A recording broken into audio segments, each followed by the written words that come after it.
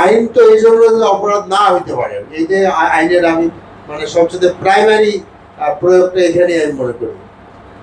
আর বিচার বিভাগের যে কাজ, এটা সীমাবদ্ধতা, এটা আপনাদের করার কিছু নেই, সেটা আপনারা যথার্থই বলেছেন। আমার পক্ষ থেকে আমি সহযোগিতা করব, এবং আপনারা যদি এর বাইরেও কখনো আমার সহযোগিতা চান আমি করব।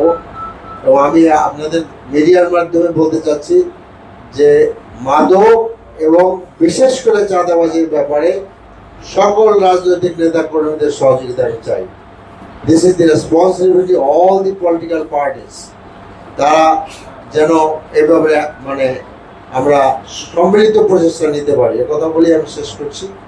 আপনাদেরকে অনেক, যে ঢাকা মহানগরীতে আপনারা আইন শৃঙ্খলা কমিটি কিভাবে গঠন করবেন, যেটা কিন্তু 5ই আগস্ট করে হয়েছিল, এইটা আমাদের জানা দরকার আছে। সেটা হলে সকল দলের লোকেরাই থাকবে, সেখানে একটা সম্মিলিত মত বিনিময়ের সুযোগ থাকবে।